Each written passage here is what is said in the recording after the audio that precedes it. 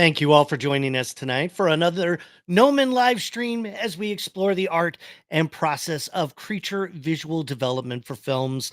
My name is Jared Kraszewski. I'll be hosting our stream tonight.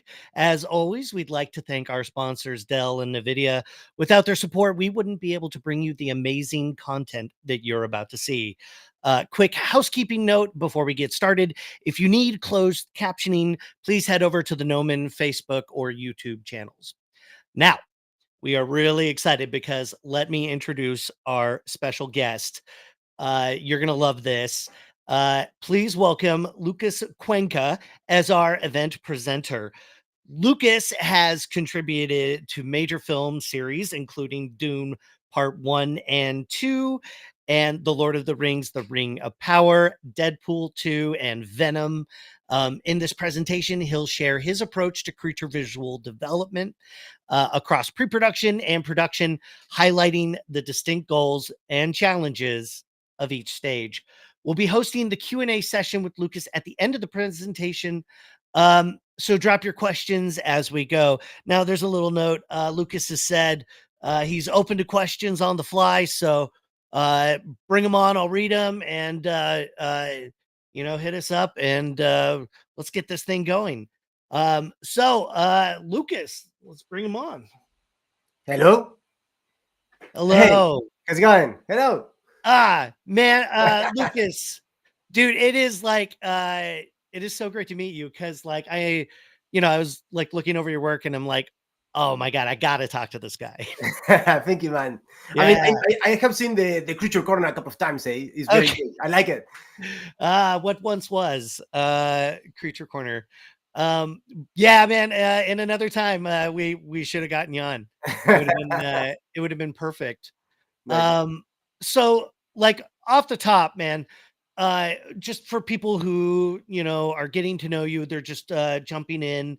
Why don't you give us a little introduction to yourself and like, how did you end up in this business? Oh, that's a long story, but yeah, hey, we got time.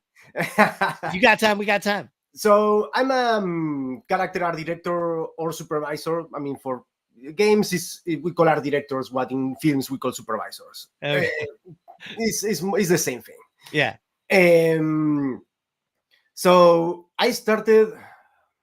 Well, I started very long time ago, but I'm originally from Argentina, right? And in that time, YouTube wasn't that much of that big thing. It wasn't that much information, right? And as we all know, Lord of the Rings comes in, and I was, wow, I want to do that. I want to do the troll. I want to do the orc, And so I tried to find the closest career to that, and that time was multimedia design, and it didn't teach me film or anything like that, but it teach me a little bit of everything, like a little bit of Photoshop, a little bit of 3D Studio Max, a little bit of ZBrush, just a tiny bit. Yeah. At that time, the only books that were available was the Madeline Spencer books. Okay. They were the first edition. I think that was the first edition of Creatures in ZBrush or something like that. Introduction to ZBrush. Dude, I think I have that like right over here. But like, yeah, yeah, right there. Oh shoot! I have that guy. This one came later. ZBrush 4. Oh, the camera is here. This has picture, and the other one. And I have. Look at my books, man! Look at my books. I have this guy as well. But look. Yes. These ones. Classic. These ones are signed. Yes. That's hardcore. Yeah, I make her. We work together in London. In London. Yeah, so it all ended up kind of coming around again. Yeah, I have a story about that. So I studied multimedia design, and then I took my savings and say, okay, I'm going to New Zealand. I want to work at Weta, and I took my backpack, $2,000, and went to New Zealand. I was very naive, guys. At that time, YouTube wasn't a very big thing, right? Yeah. So 2011, right? So I went to New Zealand. I tried to get John Weta making coffee, didn't happen.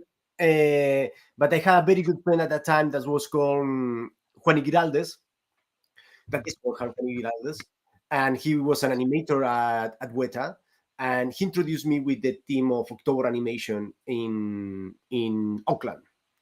So I started working with them as an intern at that time, and was very very fun. It was amazing. We were working for Nickelodeon and DreamWorks, and Oh the movie man. was very good. So it was a very good school for modeling, for animation. I mean, the animation might be one of the best schools for learning how to model. I mean, learning topology. It's Hmm. the technical side because everything is for the form, everything is stretch. So it's a very good school for that. So I learned quite a bit there, and then I moved to Australia. The story with Madeleine is that at that time I didn't have much money, right? But I was a very big fan of the work of Maddie. So a friend of mine paid me to do a workshop with her in Auckland. Uh, Wow. so it was I met her there in the workshop, and then we met Okay. after 6 years when I was already working in films. She was hired in Dinec London, and I was already working there. Man. So it was pretty cool. It was pretty cool. So like you're like already like toe to toe with your like heroes like out Yeah, of the gate. I mean, at that time, That's not it was bad. Maddie, it was Aaron Sims. I still remember Aaron Sims tutorials of the Yeah. ZBrush 2.5 with the Velociraptor dinosaur thing. That was Yeah. that I went crazy trying to learn ZBrush with that.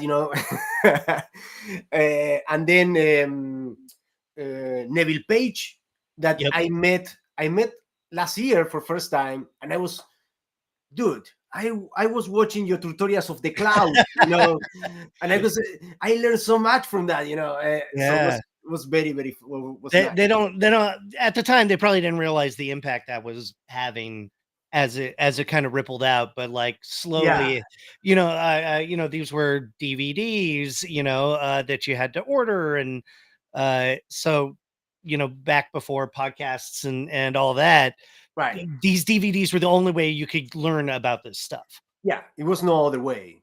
I mean, imagine being in South America. You know, Oh God, was yeah. was nothing there.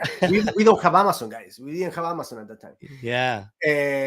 So it was not a lot of information. So these books, that DVDs was the only thing that we could learn. And I always call them like the secret senseis, right? Because you learn a lot from people they don't know that you learn from them, right? Yeah, yeah, But at yeah, that yeah. time, it wasn't that much because right now, is so much information that you can go to YouTube and you can see 25 different tutorials of the same thing, Yeah. right? At Yeah. that time, it wasn't that. It wasn't a couple of counted tutorials that you could learn from, right?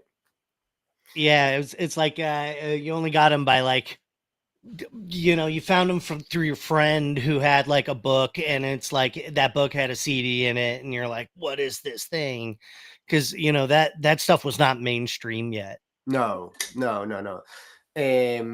And well, so then when I went to New Zealand, I worked there for a year or two, a year and a half. Then I went to Australia. I worked a little bit more in animation. I did some big sculptures of statues for some people, some rich people there.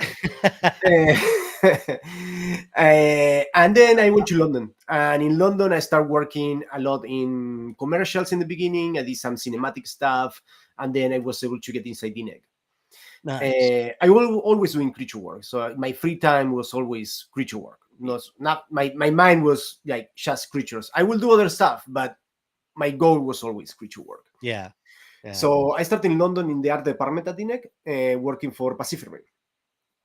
Right. This was Uh, Uprising. Yeah. Uprising, the second one, Yeah. yes. No, not the good Yeah. one, the second I one. lo- I love that movie.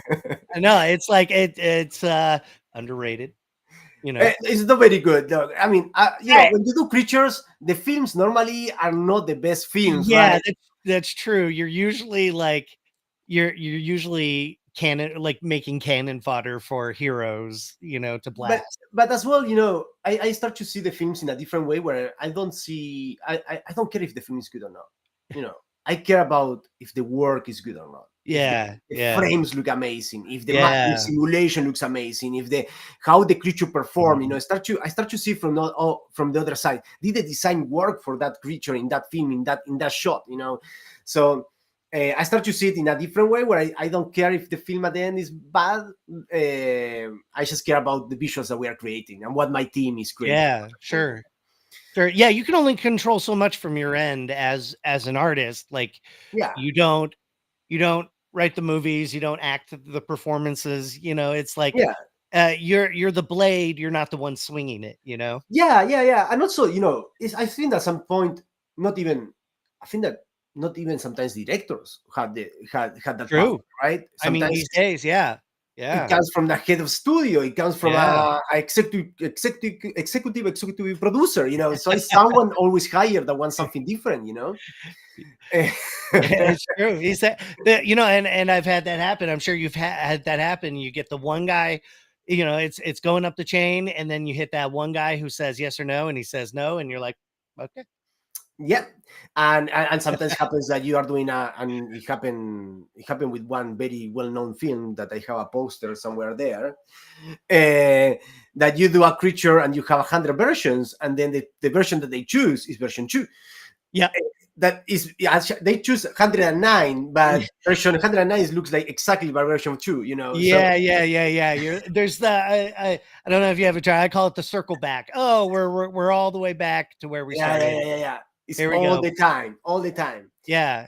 But like I get it. Like you got to go through. Like got to a lot of people to please. So Yeah, yeah. I mean, that's part of the job, right? You need to. I always tell that we sell cars, right? yeah, So you are not only you're not just making a design or a creature, you are selling the design of the creature. If you don't sell yeah, it, it's going to be very difficult. And it's different ways to sell designs, right? For example, the way I like to do it is I will sell a design, but it's not only about making the director like the design, it's about making him understand why he likes the design. yeah. And that makes Mhm. a difference. It But when does. you make It him does. understand why he likes it, he Yeah. doesn't change it. You know? Yeah. Yeah, you might not have access to the director in that way Yeah, either, yeah. That happens a lot, right? yeah, Normally, so much, and especially when on the visual effects side, because you're in a department, right? And that's got to, when you're working one on one with the director, great, that's always much better, yeah, right? But that doesn't always happen that way. So yeah. I. Well, I mean, it depends a lot in what time of production you are, because when you're in pre-production, sometimes you have a little bit more extra time with him. Mhm. He's a little bit, sometimes a little bit more free, a little more accessible. When you are you It's you are a fun shooting stage. production, is no way. Yep. You will need to go with the channels, and the channel is your VFX supervisor and the VFX supervisor of the client. Mhm. Or when you're a supervisor, like for example, I'm a character supervisor, I will be able to be with the VFX supervisor of the client as well. So that's the access that you have. The direct access with the director, it gets very limited at that point, right? Yeah. Yeah. Sometimes you get it. It's not that you don't get it, but so it gets more limited. Yeah, I mean, it can vary from show to show. Like Yeah, people ask you, like, "What's it like?" And I'm like, "It's different yeah, every single time," and you're jumping from one thing to the next, and you have no idea what you're gonna get. yeah. Like, okay, we'll find out. Yeah.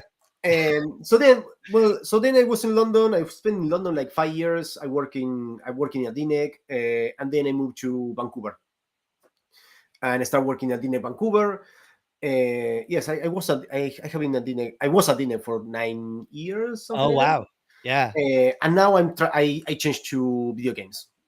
yeah, I am working at EA as a character director, and we're building a character department for there. But that is awesome. um, And I'd love we'll get into that like transition. I think yeah, later. we can talk about it. Yeah, Yeah, we well, can I talk mean, about because it. we could go, but It's interested to see like how it's you. interesting, going from Yeah, one side to the other side is interesting. yeah, because like everybody's like, as a 3D artist, you're always like, oh, one or the other, like they're different, but not It's different. really. I mean, the only reason why I change is I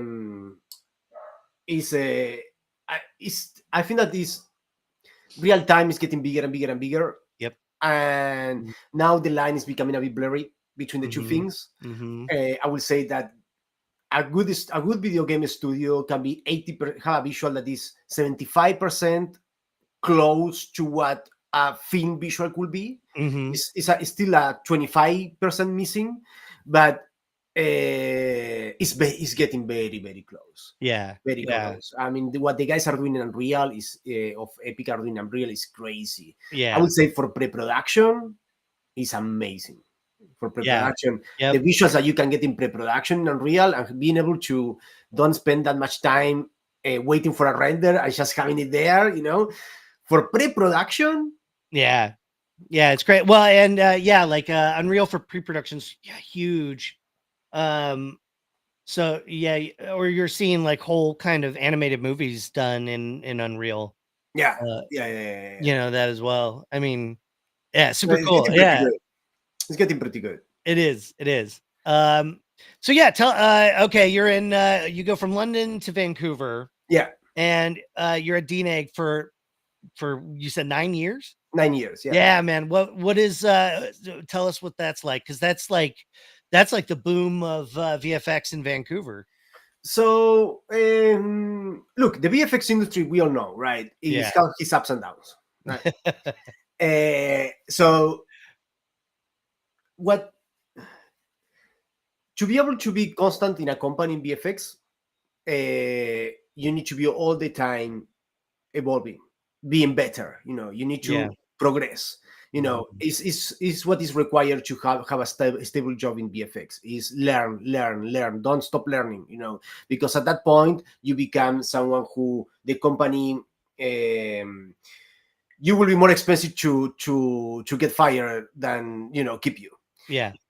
So it's all about money. The business is about money, and the better that you are, the more difficult it is to replace you. That doesn't mean that you can be replaced. Everyone can be replaced. uh, Your company could get bought out. You have no like yeah, yeah. I yeah, mean, you know there are it can, forces beyond our control. yeah. So, but the important part is that you become such a is such an expert in your craft that you become a essential part of the engine, right? Mhm. Because it's an Mhm. engine. A VFX company is an engine that is Yeah. running, but it's certain people who is touching the right buttons, moving the right moving the steering wheel, making the right They're decisions. working levers and pushing buttons and I mean, I would put it this way: a film is done by 25 to 50 people and 1,000 hands. yeah. Yeah. You know what I mean? Yeah, So totally. it's a core team that runs the film, and Yeah. then it's a lot of people helping, Yeah. to run that film. But these certain people is accountable for every single decision that we make, and they are responsible as well. They take the responsibility of making sure that decisions are working. And if they're not working, they fix them. Right. Yeah. So that's how it is. Is certain people that becomes you need to become one of those people, right? And that's They're like, that's the "Give it key. to me, I can take it real quick." Yeah, go, go, go. Uh, yeah, Especially on a timeline, you need people who can, like who know what they're doing, who can do it fast and get it yeah. through. No, honestly, it's not only about making things fast; it's about being efficient, Mhm, right? mhm. So, for example, the best way to say it is quality is built by efficiency. The more efficient the pipeline is, the more quality you can have. Yeah, The reason is why if you are efficient, you can do more iterations. If you are efficient, you can move faster, right? yeah, When if you are highly inefficient, you will be spend more times putting files from searching files from one place to another one, open this, open that, doing this, doing that. This topology didn't work. Oh, but we have it in production. Why we didn't test it before? Oh, because we forgot. So all of that is part of being efficient, yeah, doing the yeah, right things at the right time, yep. right? And sometimes happens, that people get very they want to see visuals straight away, and it's up to the supervisor to say, you need to wait. Yeah, First, yeah, yeah, yeah. first we make it work We first. gotta cook. We gotta cook first, like, Yeah, you give us want a to minute. cook, and Yeah. then we make it look good. Make Yeah, it look good. You have time to make things look good. Yeah. But you don't have time to create the workflow, to create the methodology. That's what you need to create first. Hmm. Because if you create the methodology, then you can go A to Z in one go, and during that process you can improve, right? Yeah. Look, the textures, sculpting, all of that can be improved during time, right? Yeah. But if you don't have methodology, then is Or, it becomes difficult, it becomes or very expensive. if they not even necessarily like on your team's side, but if production throws a curveball again, with that one person says no, or director says yeah, but like we gotta change it, for XYZ reason, whatever it is, then you have to adapt to that too, and sometimes that means long hours. Yeah, and I mean, it's all about become also flexible, right? You need to make a workflow, a methodology of working that allows you to be flexible, because the client always going to have feedback. Yeah. You Yep. know, the client always going to have notes, and doesn't matter what you do, it will happen.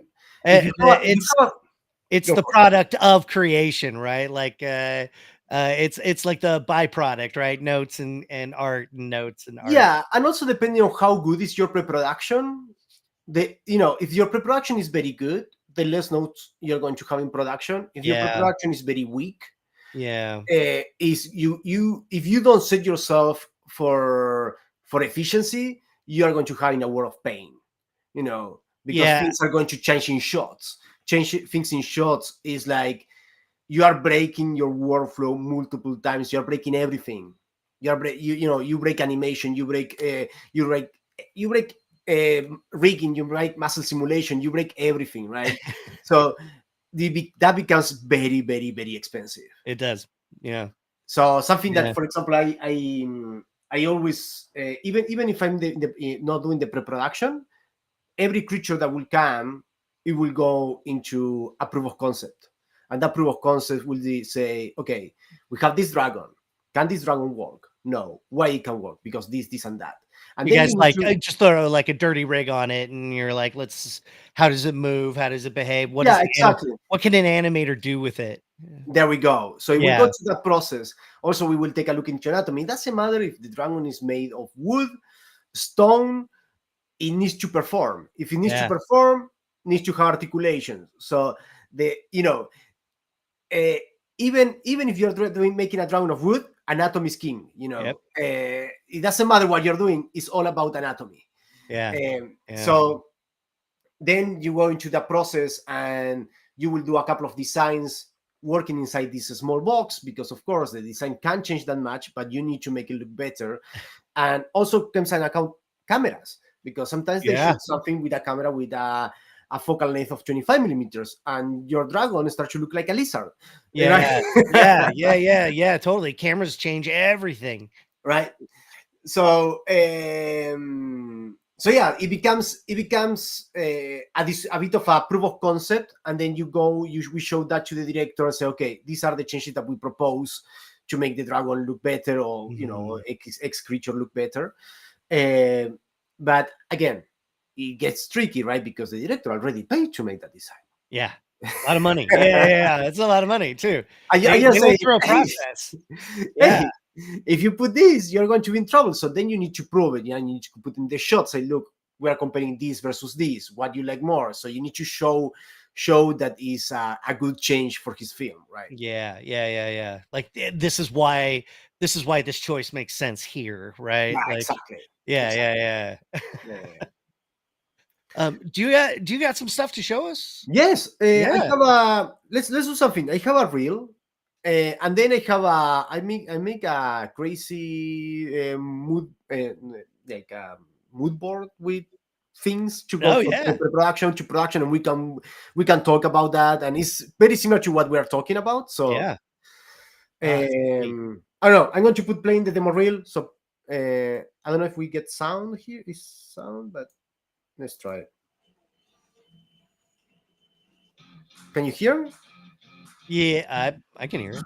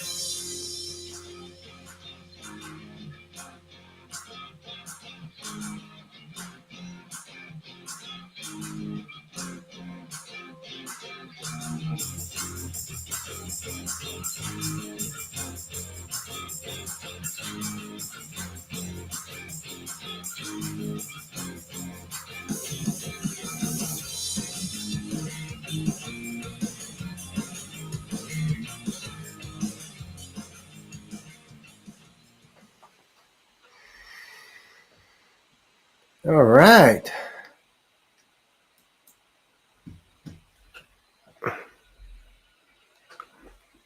Jared, I can't hear you. Yeah, I know. Ah, Unmute me. okay. Yeah. Okay, there we go. There we go. Okay. Dude, so many crazy, like, good, like, I could ask you about probably every one of them and dive into that process. I'm gonna guess, just guess that the most challenging one was probably the dog or Dog, the the dog or dog the was very wolf. challenging. Yeah, man.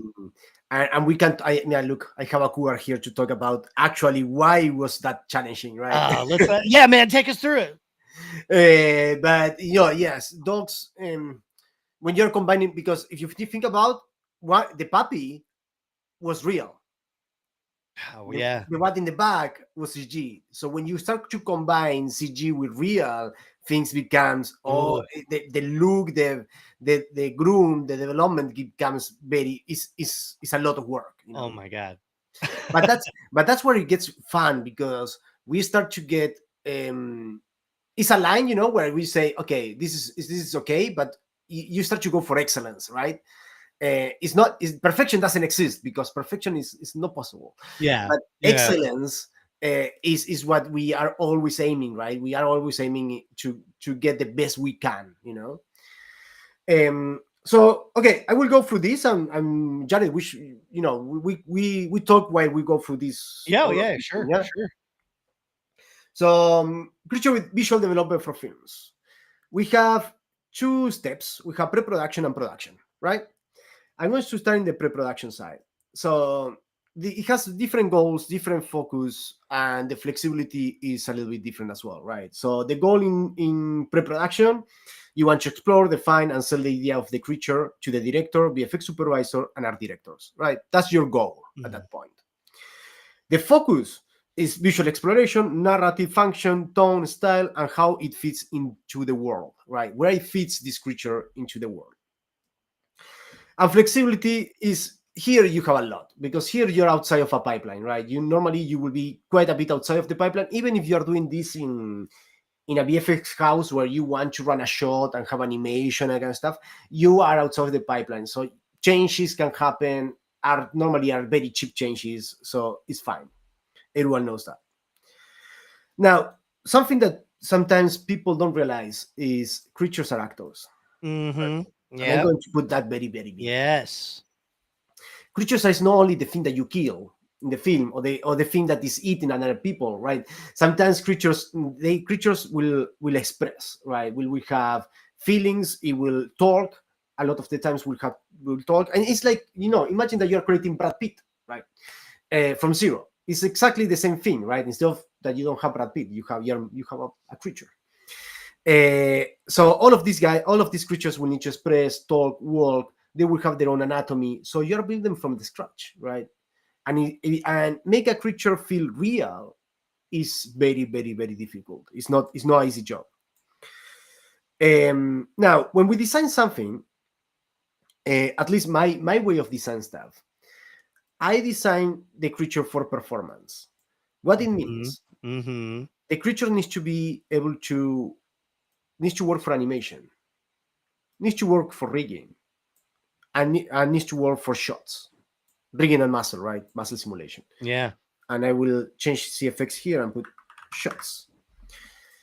Right. So when you design something for performance, it means that the creature needs to be able to walk. It will need to be able to jump. If you're making a dragon with 6 legs, well, you need to choose the right place to put the 6 legs, right? You just can't put them randomly because also have wings, right?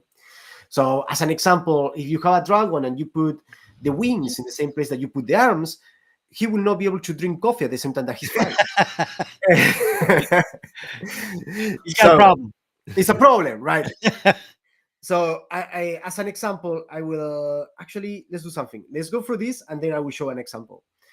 Um, same thing when you talk about shots, right? Sometimes you are lucky enough and you have the cameras, so you will be able to see how your creature is going to look into some of the camera shots, or at least maybe you can get more or less the focal angle that they are using for the shots, so you could Mhm. see how the creature will behave in the shots, right? Um, so at the time of designing it, the first thing that we do is create a mood board, right? You can reference any kind of images in your mood board, but keep, keep as many as you can as real life anatomy. Yep. Yeah. And the main Always better, always better. Yeah, and the main Na reason is because you ground the creatures to real life, right? yeah. Nature is the supreme designer. Yeah, exactly. And even when you are adding limbs into it that doesn't exist in real life, you will try to use real life anatomy to fill the gaps and make it look as good as you can, you know. Um, and also when we start making the design, the first thing that we will do is make a lot of 3D concept sketches. That Mhm. means a lot Mhm. of them. Like you will not spend time in details. You will not spend time in making the skin look nice. No, you want primary, secondary forms. That's all. Mhm. And Mhm. very fast iterations, right? You will probably go into ZBrush, make a layer, make the arms longer, make the head longer, maybe the head bigger, the arms bigger. Different changes. And the idea is not that the director likes that. The director probably will not like any of them. But he will tell you what he likes of some of them and what he doesn't like. Yeah. And Yeah. sometimes knowing what he doesn't like is even more powerful than knows what he likes. You know, Yeah. Yeah. it will allow you to understand what he really wants. For let's put an example. Let's say that you are doing uh, a werewolf. Oh no, let's say let's not use werewolf. Let's say use they say a werewolf, but instead of a werewolf is werebear, right? Okay. Just because let's don't put werewolves in there for now. I don't want to talk about werewolves. Werebears. Let's go. Let's run with Werebears. it. Let's go with A werebears. werebear. So it doesn't no one can draw a line between the two things. Um, werebear. So let's say that you're making multiple concepts of the werebear, right? And you show them some different anatomies, different positions, but he always go back to, oh, I like how the human looks. I like how the connection of the neck with your human, it Mhm. looks more real. So then you say, oh, you start to understand, oh well, what he really wants is he doesn't want a horror creature. He wants something that looks stylistically correct. So you start to say, Yeah. okay, so he wants a body that looks Yeah. more human, with a couple of things that make it look like a werewolf, and then we need to connect the neck and the head of a werewolf in a way that is stylistically is more uh, You'd say grounded or it's more grounded. yeah. He was proper mass anatomy. He was good traps. He wants a good connection to the neck. He doesn't want He wants to see the muscles. He's paying for the muscles. he doesn't want the head of a troll that goes away, right? So you start to learn from what he doesn't like, right? Mhm. So as I was saying, 3D concept sketches, for some reason I put them two times, but it's the same thing. There's like uh, phase one. There's like phase one. I say like phase one, phase two, right? First phase is just like getting a feel for it. And then the second one is like, all right, oh, let's hone in and there we go. So the, yeah. the, the problem is that I keep sketches here. It's 3D concept. Yeah. There we go. So yeah, because then I go to anatomy. So 3D concepts. And here is primary, secondary forms. I will just define what I did here, right? I will take a look into what I did here, what he did that I didn't like, take all that information and make my first 3D concept. And for this one, I'm not going to do multiple variations. For this one, I'm going to make one that I think that is what he wants. Mhm. And the way to sell it is the important part. Because if you are sure of what your design is going, you need to sell it properly. So the way to sell something, in this case, let's talk about this were bear, is showing how I sell it. I will make a rig. I will show him, I will put a skull of a bear, right? I will show how that bear snarls and compared Mm. to real life photography, Okay. right? So I make the director understands why he likes this were bear, right? He starts to understand, oh yeah, we have the skull of the bear. So when he's smart, that's good. And the proportions, and then I start talking, okay, look, I know that he likes anatomy. So I make sure that even if the arms are longer, the proportion between the arms the shoulder and the elbow and Yeah. the hand are um, are correct. I Yeah. will also will build a rig that shows, hey, when the leg goes up, the leg goes down. If he flex the leg, the back of the feet will not pass the butt, right? So Yeah. Yeah. Use like a stress test or like yeah. I will make multiple poses, right? I will put all of these different poses to show him he can run in bike Yeah. as a bipedal. He can run in four legs. It will look menacing in any of the two situations. And you start to not only show making a cool design, but now he likes the design, but he knows why he likes it. Yeah, you got to sell it. Yeah, it's kind of like every stage you're selling the design, right? Like Exactly. you're just trying to get them like closer and closer to yes. Yes, exactly. And I like to show all of that almost at the same time, right? Because I will give him a full. This is why we are doing this, and not that. Uh, that's why this design doesn't work, and this design works. And then he understands it, and he will give you feedback because feedback is always there. Yeah. But he will really buy the idea of what you're selling to him, right? Hmm.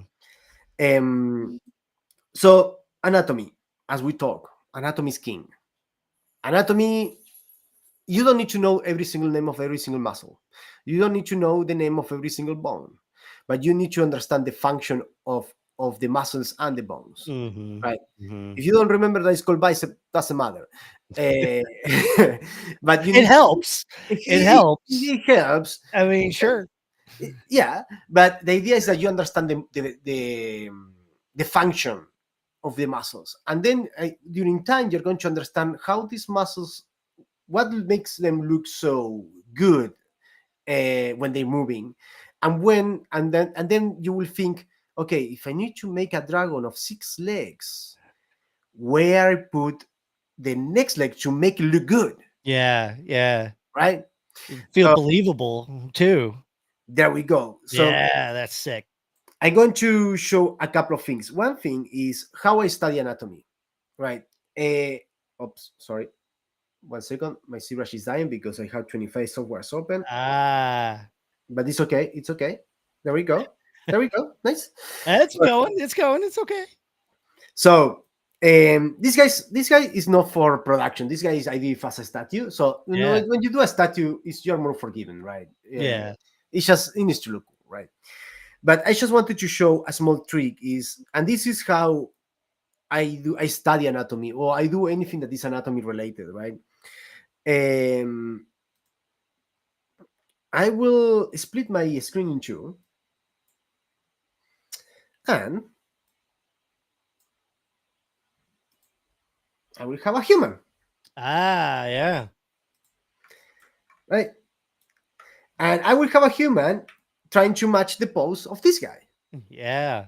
So then you are almost doing like if you are doing a live drawing or live sculpting, it's an amazing resource. Look, the most important part: don't use the scan, right? So don't try to build your creature out of the scan No, because no, you are no, no, cheating, no. right? Yeah. I mean, it's not cheating, but It's uh, reference, you that's you will not learn, right? If you just sculpt on top of the scan, mhm. you want to Mhm. learn, and the best way to learn, and this is a very good way of learning, because yes, having the books, having the reference in your pure ref, it helps, but it's 2D, right? Yeah. It's a 2D. It's your brain needs to understand go through 2D to 3D, and sometimes that gap it becomes difficult to breach, Yeah. right? And You're looking at it all in ZBrush, right? It's all the same like renderer, right? Like it's all there. exactly at the same time, and when Same I info. rotate, it rotates. If I want to see the back of the Yeah. arm, I'm watching the back of the arm, right? I start to understand the 3D of it.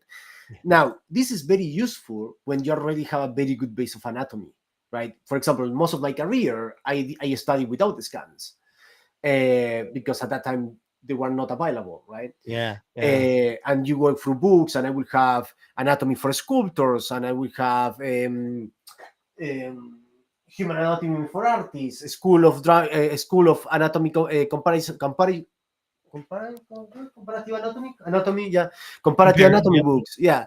Yeah. And you will open the books, make photocopies, put them in the side, and start, okay, this arm goes here and this muscle connects from there to there. And you start to learn a lot by doing that, right? You start to understand the function Yeah. and how they look and what they do. But when you study like this, your brain makes a click. Or at least in my case, my brain did a click. Yeah. Yeah. Yeah. Yeah. I was able to attach all that knowledge with the sculpture, So, and the cool thing also about studying with the scans is that you start to pick the imperfections Mm-hmm. that normally if you're studying with a crochet, you don't pick that imperfections. Yeah. The Yeah. human skin It's too imperfections, clean. It's too perfect. right? Because an older person, he's a very muscular guy, right? But Yeah. his skin is getting old. Yeah. So gravity starts to affect it. And you start to get all, He's also got that barrel chest too. yeah, Right? Like his chest has a lot of depth in it. yeah. So, and so a very good resource for this. Let me see if I have it here. Boom. Is that I will a use, 3D scan store or yeah, yeah? exactly. I will Oh, try they're the to, best, man. Shout out. 3D I Scan Store. uh I love the content there. yeah, I love the anatomy packages. It's very good stuff for learning. it's very, very good. I will say again, don't use it. Don't sculpt in top of it. Use it as a Yeah, reference because if yeah. you sculpt in top of it, you will not learn. It's not your and it's not yours. It's like you don't yeah, you don't pick up the like what happens when you're building something out. Yeah, I mean, like it's one thing if you're like on the job and you're like, I got, I'm pressed for time. Let's grab a mm, scan and start, start from there. Or you do yeah, it it's from like, different. Yeah, it's different. yeah, it's different like on the job. But if you're trying to learn, just like working on top of a 3D scan, you're not going to do anything. Yeah. And mostly, most honestly, I mean, if you are in the industry and you have been doing this for 10 years, right? It doesn't matter. Yeah. But if you are learning, don't use the scans, right? Yeah. Try to If you're just getting into this stuff, yeah. don't use it. Learn it from like the inside out. Yeah, exactly. Yeah. Then, now that we're talking about anatomy, I mean, Ah, I will recommend a couple of books. I love a lot of books, but honestly, anatomy for all the series of anatomy for sculptors is the only books I use. yeah. Um, Yeah. I mean, I love the books from Elliot Goldfinger. They're very good for human as well. But Yeah. if I need to pick one, I pick these ones. Yeah. Yep. So Especially if you're just getting into anatomy and it can be so confusing like where things start. So yeah, those books are great because it because for artists we think in shape, and so for artists who think in shape, this is how you do it. These are the shapes. yeah, it goes to the point as well, right? Yeah. And for example, the one for facial expressions, for facial setups and making blend shapes is very, very, very good. Yeah.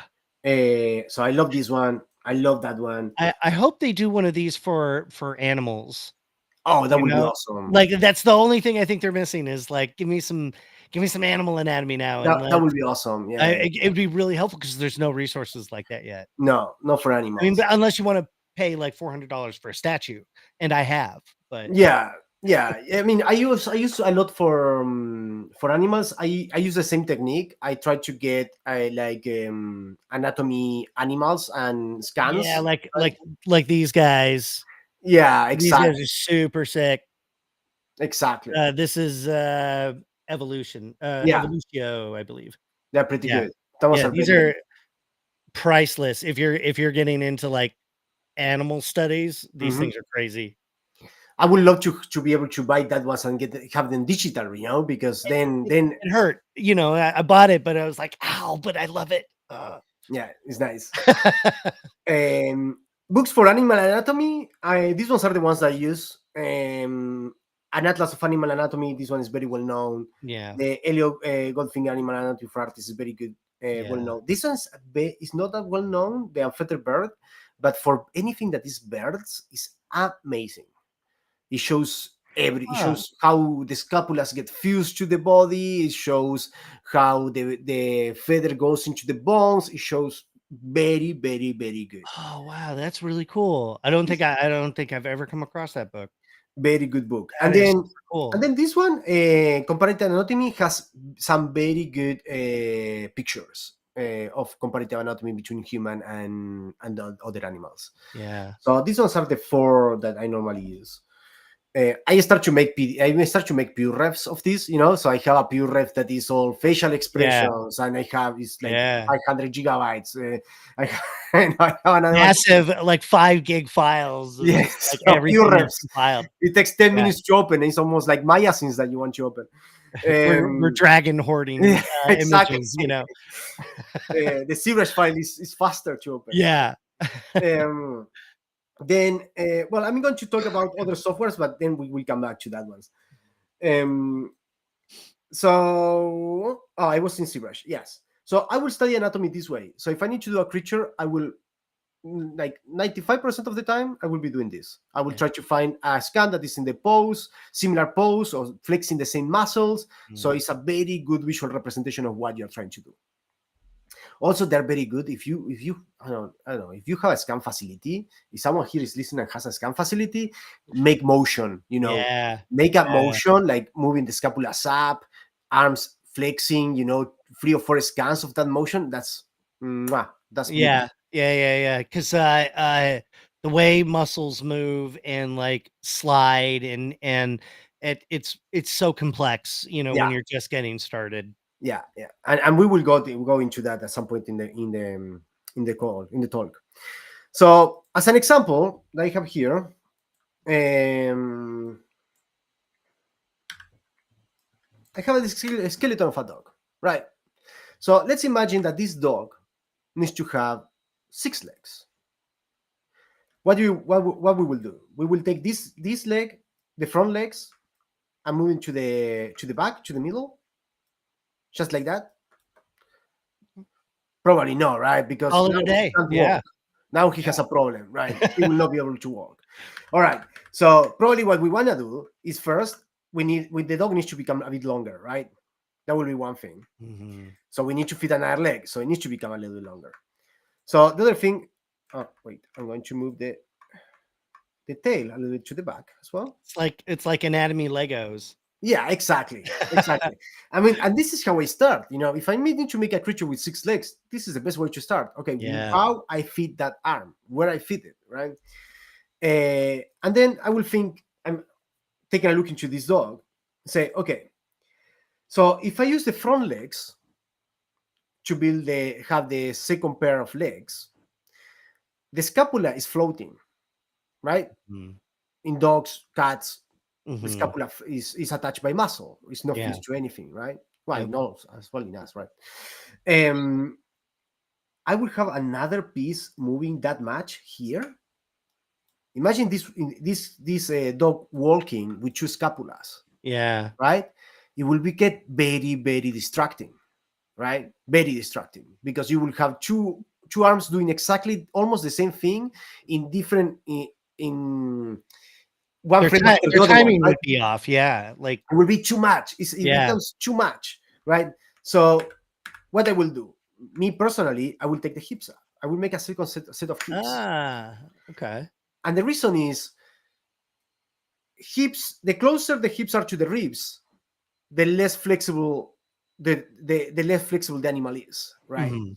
So I Mhm. will make a set of hips very close to the ribs. So like elephants, right? Like if the things in an elephant, the Yeah. ribs are very close to the hips. Or a Okay. horse, for example, a horse as well, their hips are almost like fuse, right? So he Huh. doesn't have that much flexibility in them, right? So I will make a second set of hips, and then I will keep a very long distance between the 2 set of hips, so he can flex in So there, the stride, so they can. Okay. right? So we know that these hips will move less. Then we have a lot of motion in the front, a lot of motion in the back, and in the middle is almost following, right? That's everyone can have his own opinion and different ways to do it. That this is how I probably will do it. Yeah. If I want something that looks stylistically nice in the shots and not too much, right? That's really Now, cool. if I'm doing a statue, I will do it differently. If I'm doing a statue that doesn't need to move, I will make two scapulas because it will look cool. And I can make like that Yeah. look cool in a frame, The rule of cool supersedes all. right? This will look cool in a frame. Yeah. But the problem is when you add motion. If you add motion, you have the problem, right? If I add motion to this, okay, no, it's not going to look good, Yeah. right? It's going to have a couple of scapulas going back in the spine. They're not going to look good. But if I'm making a statue and I need to make a cool shot, I will make a second scapula, right? Because I can make that look awesome, right? So it's a difference sometimes when you design for a statue or for a frame than when you design for something that is going to have performance, right? Yeah. Yeah. I don't know if that makes sense. No, it does. Because like the design is kind of like it fits whatever it needs to do. So for a statue, it's got to look cool because it's a statue and it's got to look awesome from every angle. Yeah, But a film, it's gotta have weight. It's got to gravity needs to feel. perform. It's got to feel real to us. Yeah, exactly. There we go. Now it's just like that. It needs to feel real, right? Yeah. And it's the same thing if you're doing. Oh, sorry. This is it's going to be a little bit slow, As a guys. big, as a big guy. Yeah, and this one is even decimated, so you know. Oh my god. Yeah, this was a lot of polygons. It was Yeah. 300 million, 300 million polygons. It was a lot. Whoa. So if you take a look into these wings are not where I wanted to have them. I wanted to have them even more into the middle because I didn't Oh, want to have the anatomies intersecting to each other. I mean, the two anatomies too close to each other, right? yeah, like compacted. Yeah, I would prefer if I'm doing this. And again, this was a statue, so we have liberties. But ideally, if it were me, I would add the second arm, the wings. Sorry, I will have the wings more around here, right? Just Yeah. a tiny bit more to the back. Yeah. So this shoulder and the hips don't interact between. I have enough skin Yeah. between the two things to don't interact to each other, right? Yeah. Because I know that right now, if this creature was in a film that is not, I know that I will be moving the arm, but also I will be moving the skin coming from the wing, right? But also, like, if in general, like posing too, like as you're like posing the creature, you don't want those parts to crash, and Exactly, exactly, like that's why you do like little test poses along the way, and just like, exactly. can it work, right? Yeah, perfect. Yeah, exactly this, exactly that. So actually, let's go back to the mirror board. Let me see. Let me zoom this see if the guys want to see it a little bit. Yeah, take us on a tour. That's okay. So you said 300 million just for the body, or is the whole the This whole is thing? this is the decimated version. It has 100 Oh, millions. wow. The actual one was like 300 more than 300 millions. I see the heads aren't welded. Is that so you can change them around per pose or like per shot? They're not welded because every head was around 50 million polygons. that's, that's a lot. So let me Okay. go close to one of them. I see what you had to decimate before you showed this to us. Yeah, I was a SIGGRAPH and I was showing the version, not decimated version, and was the only thing that I could run in the machine. So The machine caught fire and had to evacuate. yeah, pretty much. Let me see if I can. That's cool. Man, that's gnarly. There we go. I love those spikes at the end. That's sick, man. Can go close. So I make it in a way that I could take this head and print it like extremely big. Actually, Yeah. pick it up. Man. So I have the head there, right? Oh wow. Is that resin? Yeah, it's resin. Yeah, beautiful. Yeah, it was printing that in that machine there. Okay. That one. So let's put this here. So yeah, let's go back to the flow chart. So where we got anatomy. Facial exploration. This is super important because that's something that people normally doesn't think about it, right? Mhm. You will get a design. That design will never think how this creature is going to scream, be sad, upset. But then we want to see it sad and upset, and we're in production, and and we need to start making blame shapes, and then the blame shapes don't. It doesn't look how the director wants it, so we are in this circle of pain for a very long time. Yeah. Yeah. When you do facial exploration, the key thing is to do rage, happy, upset, sad, disgust, content, Mhm. surprise, and fear. Yeah. With that 8, 9 expressions, you can understand how the creature is going to express. Yeah. It's super important. You get that. If the director likes it, the VFX supervisor likes it, you're good to go. You're in a good spot. And then you can do your fact setups. That is going to be 500 blend shapes. Uh, it will take, yeah, because you do, well, we will talk more about facials at some point, but you will have around 150 main shapes and then 300 combinations or 200 combinations depending of the character. Oh man, It's a lot. I mean, that's the work. That's the work, but That's the also it's work. pretty fascinating, having a It creature that can start walking and talking. Yeah, they start coming alive at that stage, and it's really that I mean, it feels like magic. I mean, imagine smog. When you see Yeah. smog talking, it's Yeah. I saw that and said, oh my god, I was just You're like, hire me. yeah, yeah, yeah, yeah. Well, at that point, I will start, after doing this part, I will start making color. And in pre-production color, it really doesn't matter where you want to do it. If you want to paint in ZBrush, you can paint in ZBrush. If you want to Mhm. do it Substance Painter, do it in Substance Painter. You want to use Mari, use Mari. My recommendation, use whatever suits you better. I do it in ZBrush and Substance because I found the workflow faster. For production, I will use Mari, Yeah, 100%. But for yeah, pre-production, I will try to go as fast as I can. I need to tell the story with the color, but I don't need to focus in small details in the color. yeah, yeah. It's not At, because it's not there yet. at this stage, it's not necessary, right? Yeah, yeah. Then I will take all of these things that we just talked about, and I will start to create key shots, right? And these key shots will be created with sometimes shot plates. We might get the plates from the shots.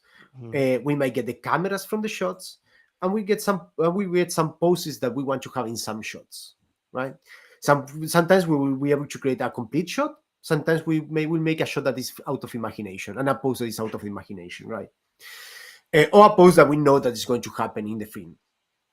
Now, yes, you can rig it yourself, right? You don't need a rigger to do it for you. You can use a couple of rigging solutions. Mhm.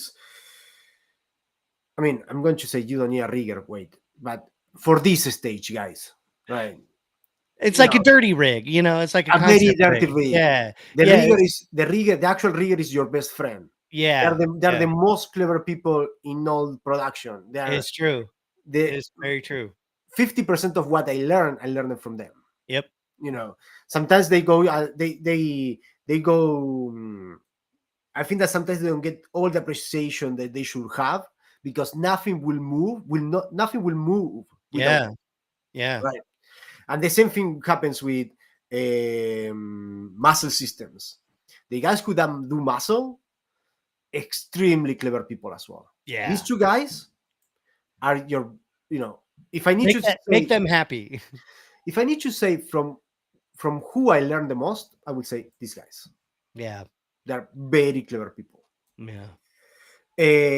So in terms of poses and how I do this pre-production work, because this can be run by could be a one person shot, a one Mhm. person thing, right? That's what I do when I work for the client side, right? If I work for a company like, I don't know, Warner Brothers or whatever, Sure. this is something that you as a one artist you could go through this process. Mhm. Now, recreation.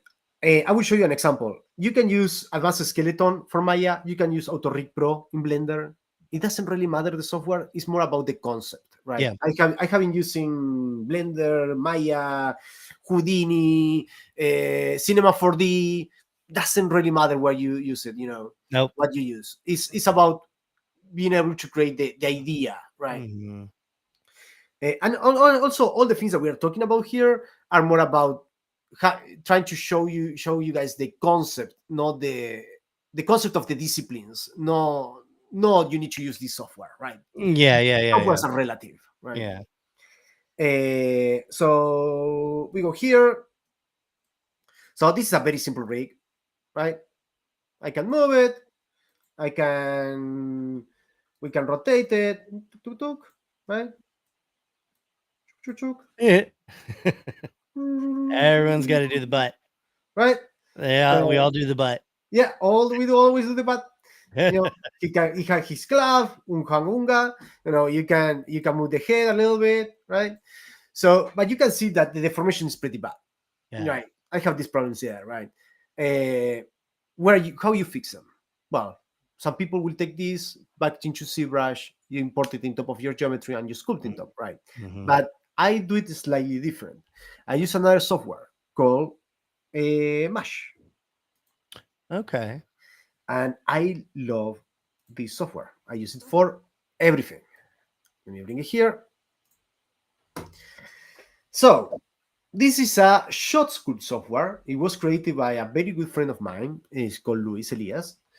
And this is a shot sculpting software. We use it to do the shot sculpting of Pacific Rim and other films, right? It's too sculpt for shots. So Yeah. you're able to sculpt with animation.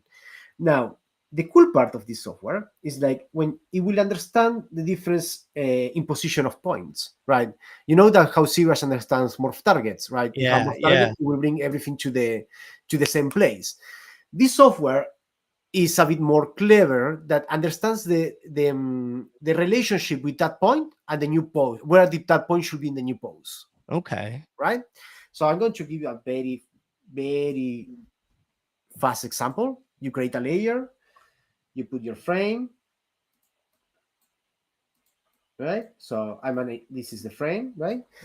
And I will tell the software, I will tell him, look, this is my target, right? This is a morph. This is the pose I like. I will create the clone brush there, and it's a lot of videos of this in internet, but and I will say morph target. I will come here. Let me bring this a bit shorter here. Boom, boom. There we go. Let's make a brush bigger. Oh yeah. We see the knee. Look the knee. How the Yeah. knee. This knee is not very good, right? So let's bring the knee to where it should be. Let's take a look into this knee as well. Has some very bad deformation happening there, right? Yeah. So it's kind of a nice way to blend back some of the stretching. Yeah, the stretching Yeah. or sometimes have extra stretching, sometimes has a lot of compression. It's to fix the bad deformations, right? Look, Yeah. the back is not very good, right? So you can bring the Uh, shape back to the back, right? that's cool. Right. So Yeah. you can come as well and sculpting top. You have a move brush, right? You can do all of those things, but this is a very easy way to fix your models, and you use it for everything. Yeah. I assume like a lot of like in shot correction kind of stuff. Like For blade shapes is amazing as well, yeah. because you can take scans and clone data from one scan to the other scan. It can become very wild. That's It's crazy. pretty good, and you can see the difference, right? We went from Yeah. that to that in Yeah. 5 minutes, no less, 30 From seconds, from MC Hammer to yoga pants, right? right? So, but then you can take this and go into ZBrush and make some adjustments, right? Yeah. But it's a much better start than that, Yeah. right? Yeah. That I mean that way like to take that back into ZBrush and finesse it back into place would be a lot of work. It will also destroy all the detail that you did. Yeah. These will not destroy the detail that you did, Yeah. right? So that's a very cool part about this software. I mean, for example, the neck, you can see that the neck has problems, so we can come here and fix the neck a little bit. There we go. Sorry, you came back the paintings. Oh, there we go. So yeah, this is a cool software. I really like it. It's good to take a look into it, and it has something else that I like. I'm going to create a new layer. and it's called the wrinkle brush. And you can add wrinkles. Sorry. It's got like a little cloth solver, or Yeah, exactly. And you okay, can, cool. yeah, you can add wrinkles, and then you can create a layer, right? And say, oh, you know what? I want just a little bit of them, right? So you can see them a little bit there. Okay. And it takes in consideration the default pose, right? So you will have wrinkles where you will have it's by compressing and stretching, right? Yeah. If the topology is compressing, we'll create the wrinkles. If it's stretching, we'll take them away. Okay. Man, Um, that is cool. well, I don't know why this painting comes back all the time. Anyway, all right, cool. So we're good with this, right? Let's continue Yeah. moving through the Yeah, that's flowchart. awesome. Yeah, we're good. Okay.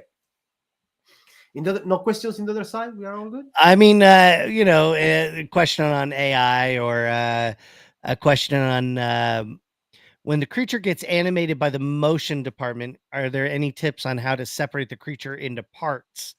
Do we need a very low poly and then bake textures on it? I think that's just like per pipeline. Like, you're gonna have multiple models. One is a previs model, one's your like block-in model, one's gonna be your. I will show. Actually, you know what? We are going to jump into production, so it's a perfect place to. It's good timing then. It's good timing. So okay, so let's go to, because yes, it's six. Yeah, let's jump into production, because this will take a little bit of time as well. The goal. What's the goal? The goals are a little bit different, right, Sharon? So the goals is you need to finalize the creature so it's ready for shots. Yeah. Also, you are not focusing in the design anymore. That will be the ideal case scenario, right? Yeah. If Ideally. ideally. Ideally. So what happens is that will be the ideal case that this is before the client comes to the VFX facility, Mhm. right? Now, this is the VFX facility. Sometimes the VFX facility is in charge of this part as well. Yep. Sometimes it's not. Yep. Now, if the VFX facility is not in charge of this part, what I used to do in my team is make a slim version of this, like a small version of this inside the box. So what I mean inside the box, where you are in pre-production, the box is very big. Yeah. You have a certain Mhm. idea of what the director wants. Mhm. A wear bear, right? You But think you it's don't know what easy. kind of You wear bear you think want. you think it'd be easy, but then you start to hone in on decisions. Yeah. No, of course, 100%. It's not. I mean, it's not going to be. But you have a bigger spectrum, Yeah. right? At this stage. When we go into the VFX facility and it comes a design, and we notice that that design will not be performant, we will do a slim version of this in-house. Mhm. So it will be 2-3 weeks where we take this design and we work into this smaller box. So let's imagine, Jerry, that a concept designer did a creature, ex-concept designer. We think that that creature will not be able to perform very well in shots Mhm. or in camera. So we will say, okay, that's the design. Let's see what we need to redesign in this small box that we have now Mhm. to make it performant, right? So we will go through this proof of concept stage before we jump into production, right? Yeah. And Yeah. that will help us to save time, money, and try to have the director in our side at the time of building the creature, right? Yeah. I found that's been one of the most helpful things that we have done. Yeah, I mean, it's like proof of purchase, like, here's your toy, now let's play with it. Yeah, exactly, pretty much that. Yeah, Yeah, yeah, but like, it's stress testing it too and making sure that it holds up. yeah, exactly. So in the production side, is you finalize the creature ready for shots. You focus on execution of what we created on the pre-production step. So Mhm. we execute this. It's not designing anymore. We're executing, right? And get the creature ready for performance. So getting the creature ready for animation. What else? There we go. Flexibility is much Mhm. less. Mhm. Every time that you change something, costs money. Is expensive. Change things when And it's not just like money, that's artists' time, and every time you make a change, it couldn't double, triple, quadruple the time it takes. Exactly. Times Yeah. equals money. Yeah. That's your Is money. That's your money. is yeah, exactly. Is You know? is my money? Is the company money? Is the VFX facility money? Right. Yeah. So is the problem here is that when the creature is in the pipeline, changes are a bit more difficult. You try you are going to happen. You just need want to minimize them as much as possible, right? Yeah.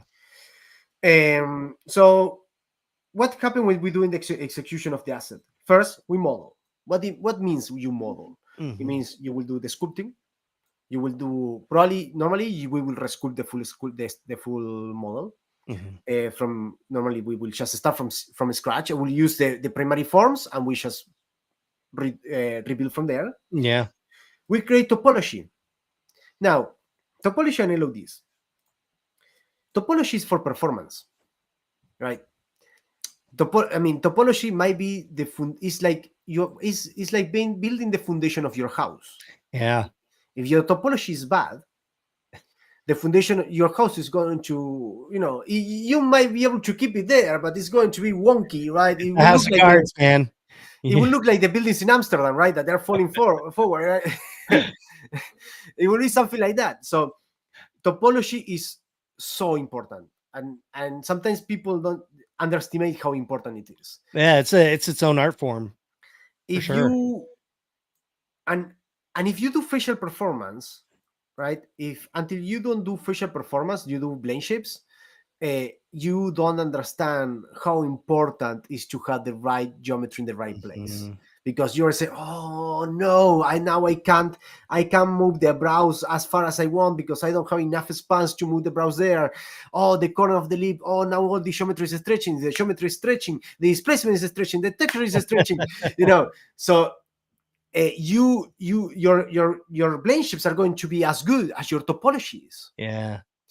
But not only blend shapes, your muscle simulation is going to be as good. Mhm. Your skin sliding is going to be as good, Mhm. and the animation, the deformations in animation are going to be as good, and the rig is going to be deformed as good, right? So topology is the foundation, Uh, right? we got one is triangles in topology, yay or nay? Okay, let's go for it. Yeah. Some people will agree, some people will disagree here. Let's We're be about let's, to let's make people agree and disagree. Let's do it. let's see where they So, go. Let's see where they land. all right. So let's before talking about topology, let's talk about LODs because it's linked to this. LODs. I build everything by subdivision, right? Yeah. So what it means? My lower LOD will have the lowest amount of topology, but it will have everything that I need for when I subdivide it Hmm. and I work in my normally my render model is going to be two solutions out of my lower LOD, right? So if we Okay. take a look into all of them, each one of them is one solution up. This Okay. one will be my render one, and it will be the one that I'm going to be using for making blend shapes, right? Or anything that is related Expression to or expressions yeah, and muscle muscles and or stuff, right? At the end of the day, this one is going to be the render mesh. So why I do that? Why? Because if I do by subdivision, it means that let me do this. I will do the form. Let's make a blend shape, and people is going to say, no, you can't plane shape this. Well, let's show it here.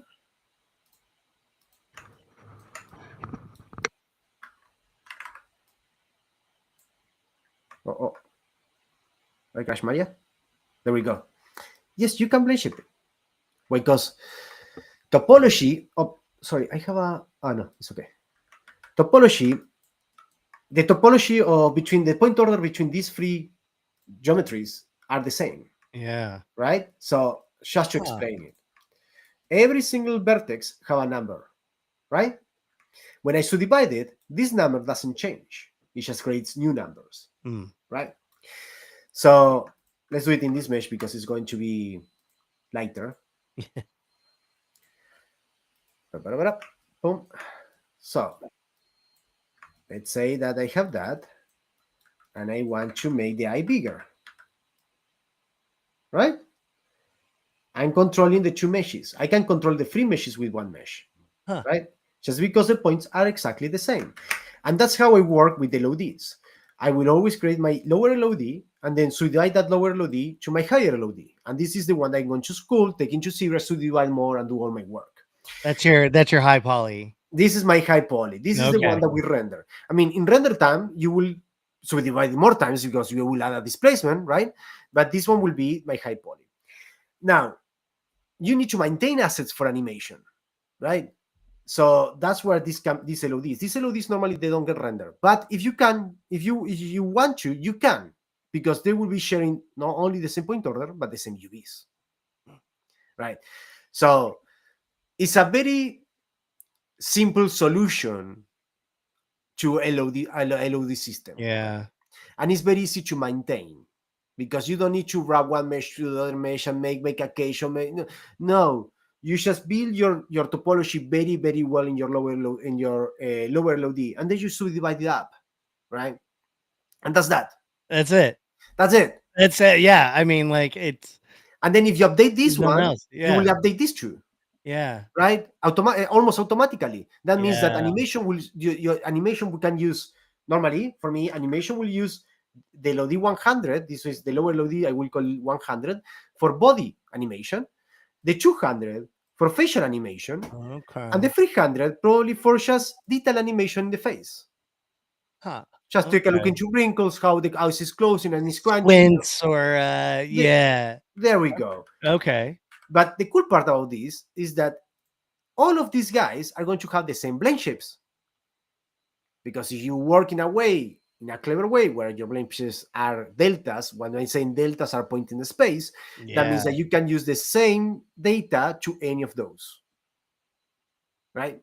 Yeah. So That it makes becomes a yeah. very nice workflow. It's clean too. Clean. Yeah.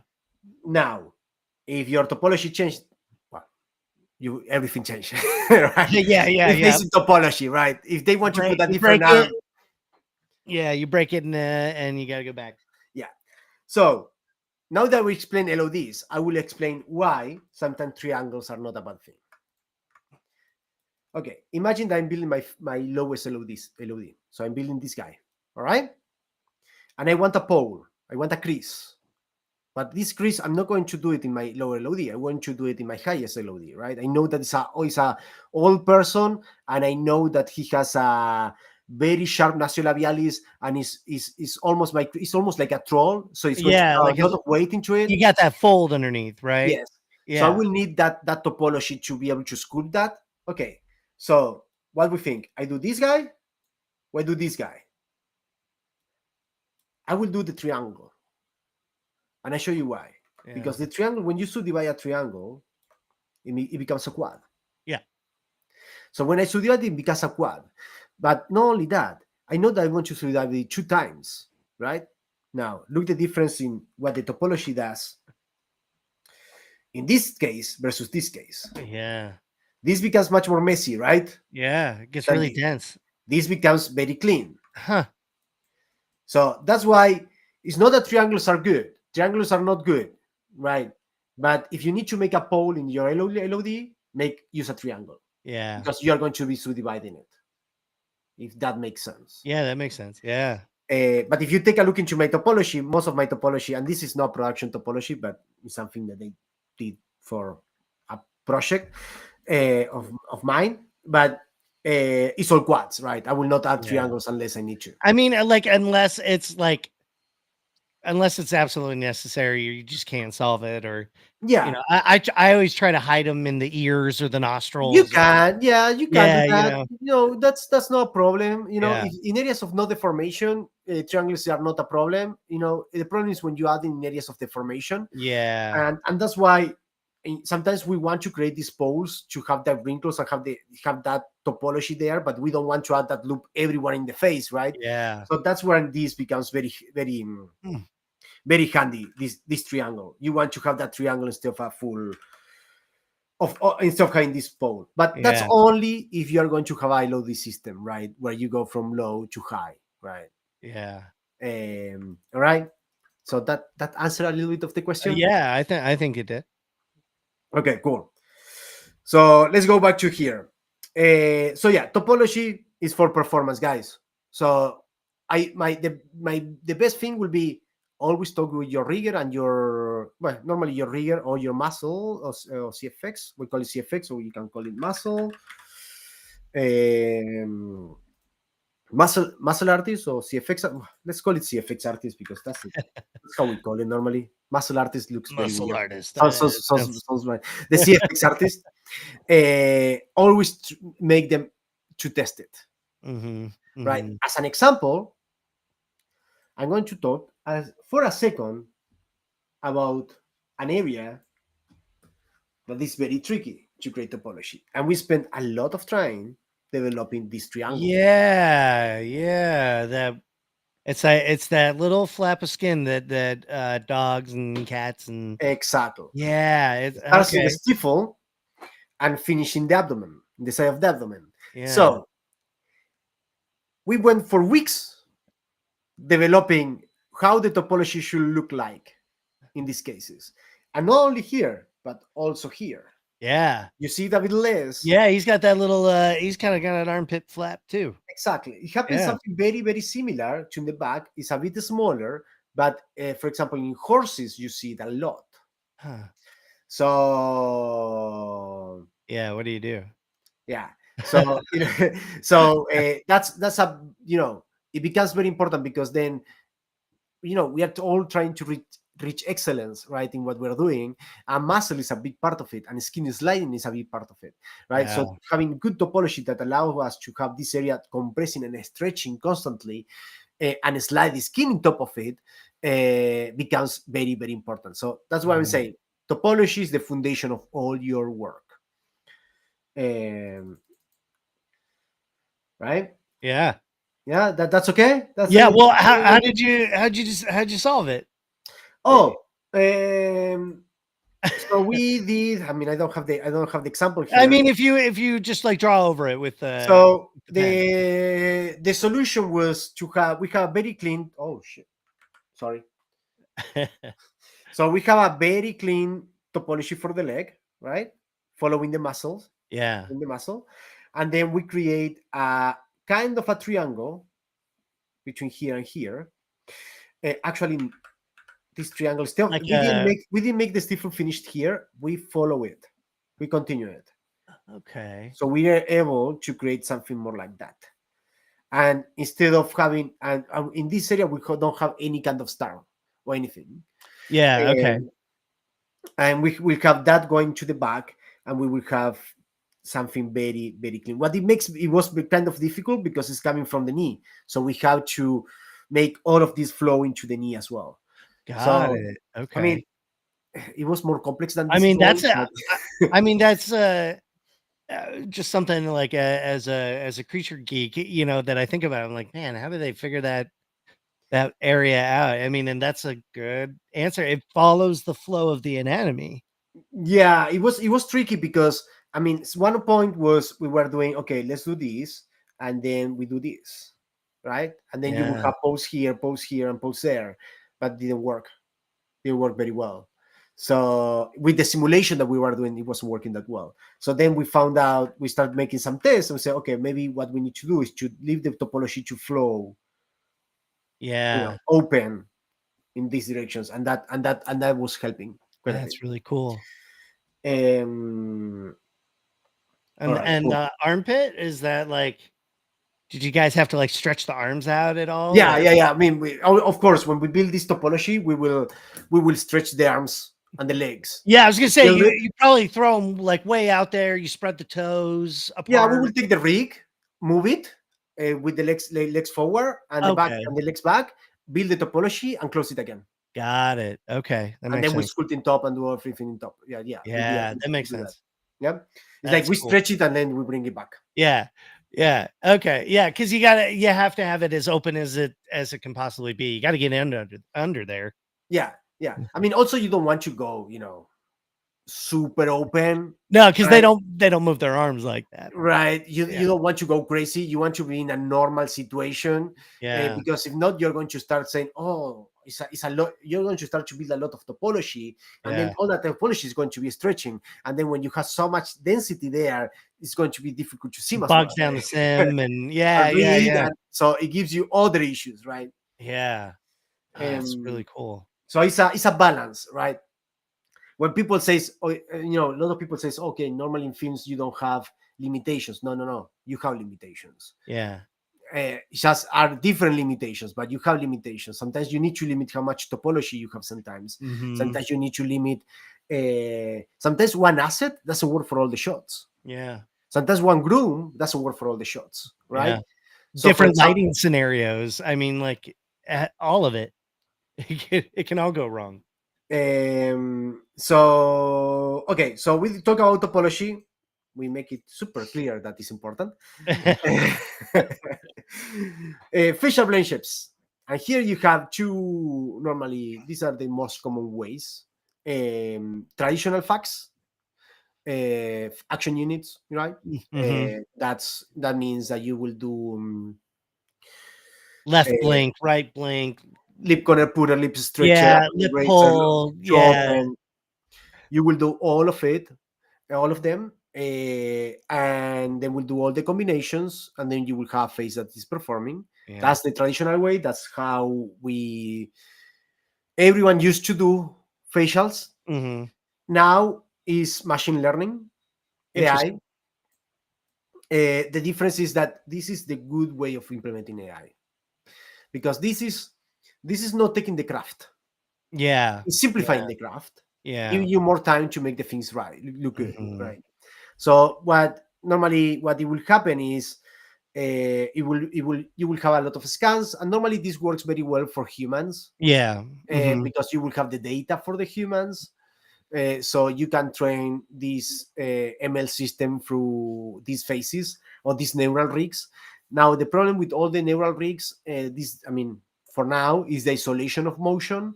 So you will move, for example, the corner of the lip, and it will move a bit too much. You will not have isolation, right? Okay, okay. Yeah. 'Cause Salt other isolation is a problem. Some companies can solve it better than other ones, but normally that data has that issue. And uh, sometimes, if you don't have a neural rig, you can have the ML training, but then you can go through processes of isolation yourself, right? Where you can use the data and isolate it yourself. What I like is the mix of the two things. I like to have a mix of the two things because I can yeah, control it, right? yeah, So I want to use this data, but use it in traditional facts at this point, right? In the future, it might be that neural rigs are the thing, but I for now I really like the mix of the two disciplines. yeah. Because you get, like, the creative control too. Yes, I like to have the control, right? Yeah, I don't like black boxes, and this allows you to have control. And facial blend shapes is a very difficult discipline. It's not easy. It might yeah, be one of the. It's a very tricky discipline. Is some companies have a specialist only in blend shapes, right?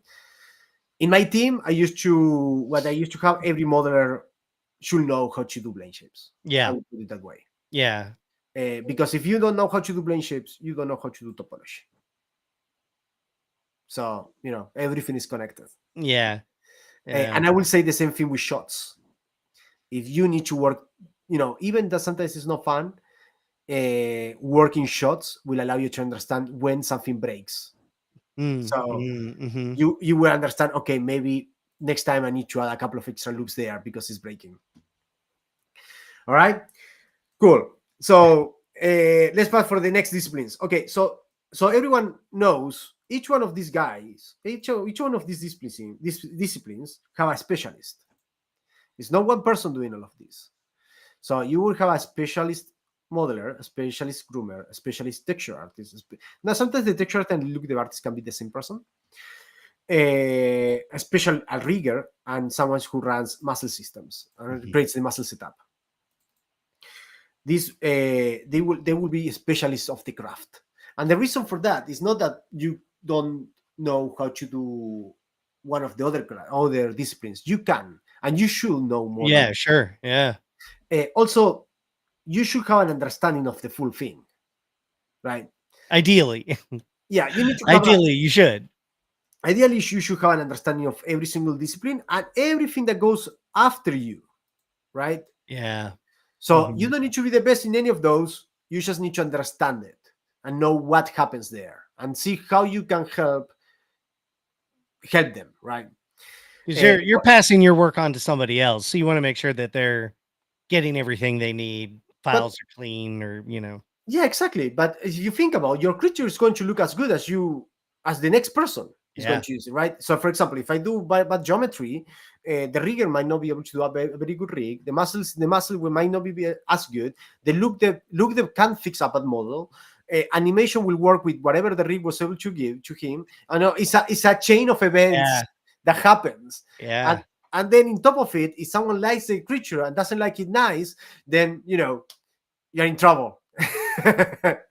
So ideally, out of the asset, you give them such a solid foundation and such a solid work that everyone after you is happy, Yeah. It right? should be easy for them to Yeah, pick it up and go. there we go. Yeah.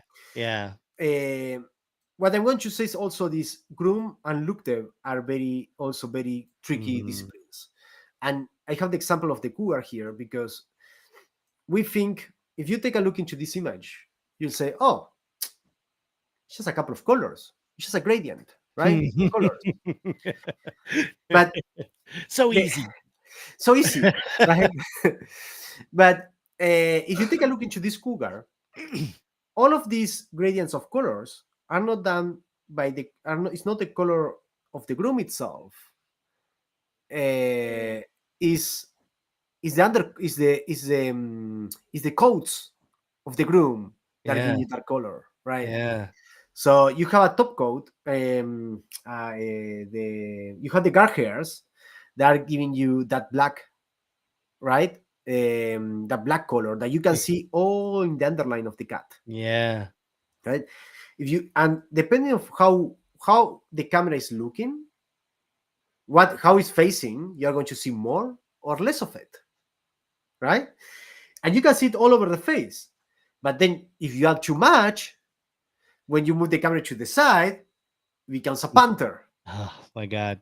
right? So you're thinking, oh, the texture artist just paint this. No, Oh, man. no, they actually was the groomer.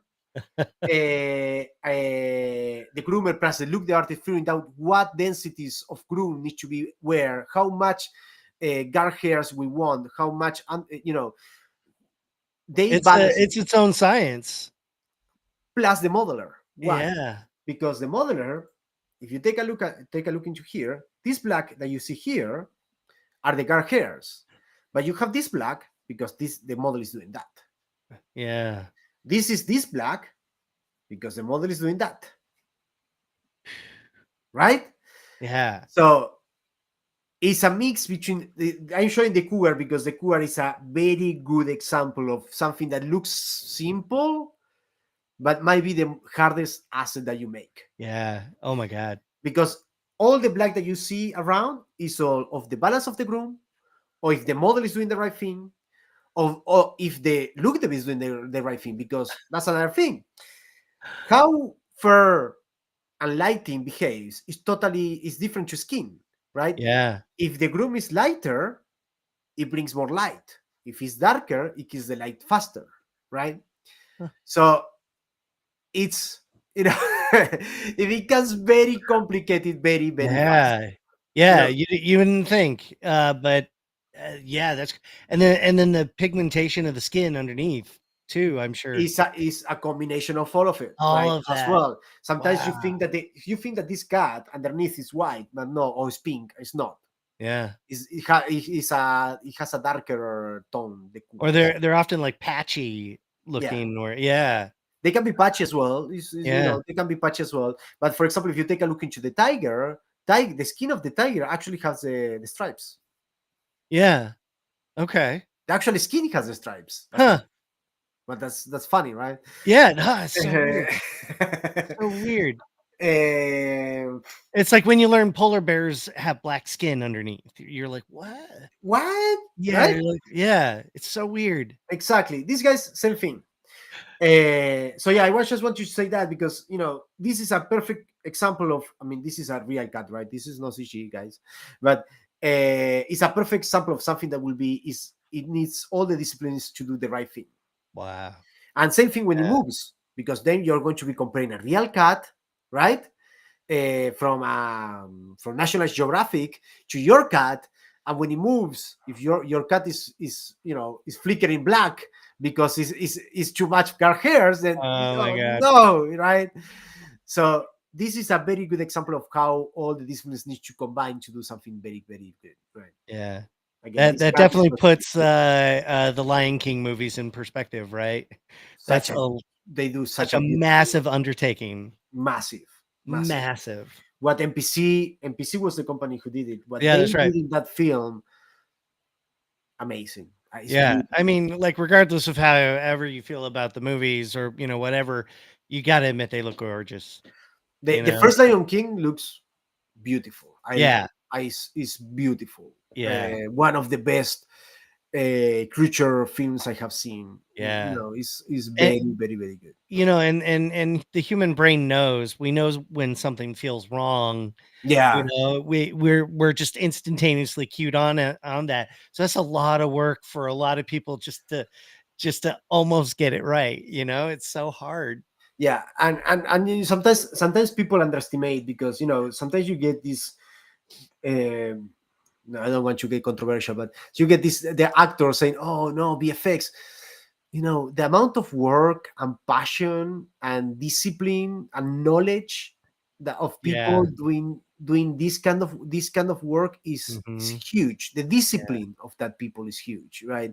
Is a lot of very hard work to be able to create things like this.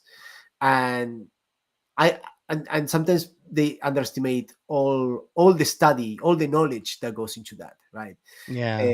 Because we as VFX artists, and mostly when we work in films, you can't stop learning, right? It's all Yep. about continue learning. You need to you want to become better and better and better, because is what the industry wants from you, right? Yeah. It demands it of you for sure.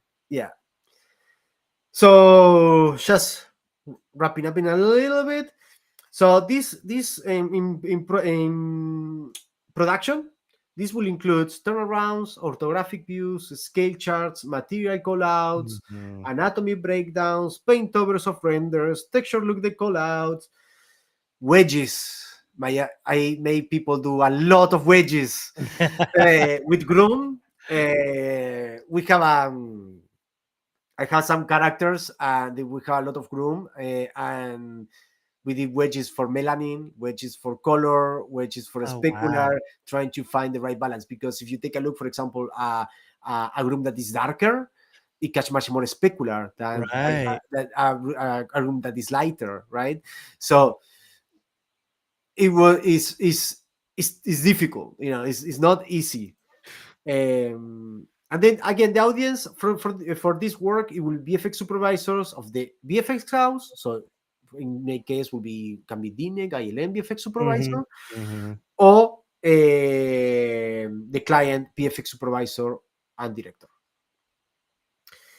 And after that, we go into this. All this asset goes into animation, FX, CFX, lighting, and composition. All right. So Woo! It's for yeah, go for it. it's a lot, man. People It's don't a lot, realize right? they don't get it. They don't get it. They don't realize until until you see it made. It's like the things that most of the people thinks, oh, we do a nice character. You push a button, yeah, it's No, easy. no, it's it's so much more than that. To make a creature look real is Yeah, so much people are putting work here, right? it is hard. It's not easy. And then we talk a little bit about this, but this is something that I always talk at work and outside work. Quality is not about time, right? It's not. I mean, at some point, yes, because you will not do the Lion King in 2 weeks. Yes, Yeah. no, it will not happen, right? But it's not about time. You achieve quality by being efficient. The Mhm. most efficient the pipeline is, the more iterations that you can do. Mhm. The more efficient that your workflow is, the faster that you're going to be.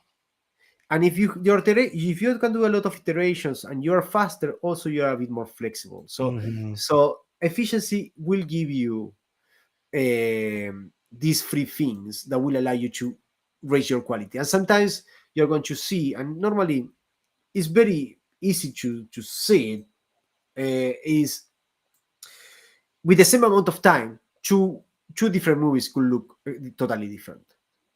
And Yeah. depends just of which of the two was more efficient at the time of doing Yeah. the work, right?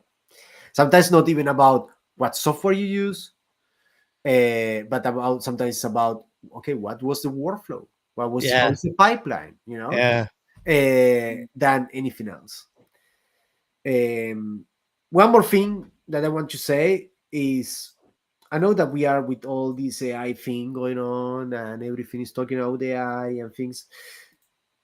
I mean, 10,000 hours, you know, I know I can do concept art, but the rule of the 10,000 hours is what is going to make you a better artist. Mhm. Understanding, having a good eye, understanding anatomy, understanding perspective, understanding, cameras, or, it's 10,000 hours, you know.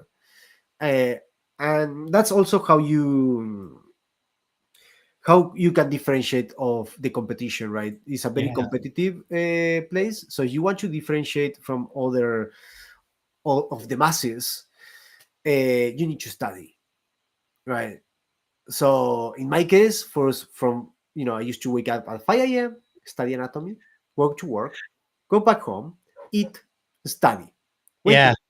Yeah. You need to do that for 8 years. I think it's kind of like you go through a chrysalis phase where you're absorbing all this knowledge and it hasn't sunk in yet, but like you're just absorbing all this knowledge, and then one day you kind of like transform and suddenly your work changes and matures and you're like, There we go. yeah, Exactly. It doesn't happen one day to the next one. It's just one day you're going to be talking about the things.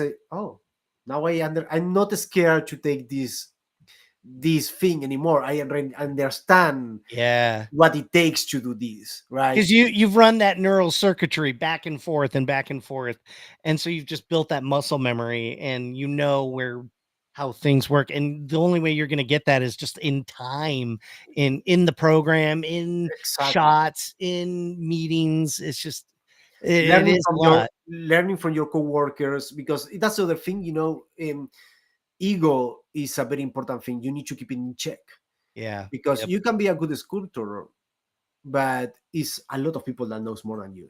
Everybody, yeah. Yeah. You get in and you're just like quickly humbled by like somebody who's like, oh yeah, and you just do this and you're like, oh yeah, Try I to didn't know learn. any.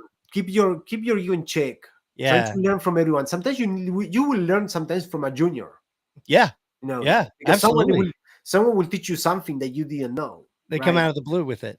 And sometimes it could be in softwares, right? For example, I learn a lot of softwares. Something that everyone is trying to learn is Houdini this time. Yep. Houdini is awesome. Houdini's the next Unreal kind of thing. Houdini is awesome. Do I use It's Houdini? amazing. I don't use Houdini. Yeah. Do I need Houdini? I mean, I know how I use it. Look, let's take a look.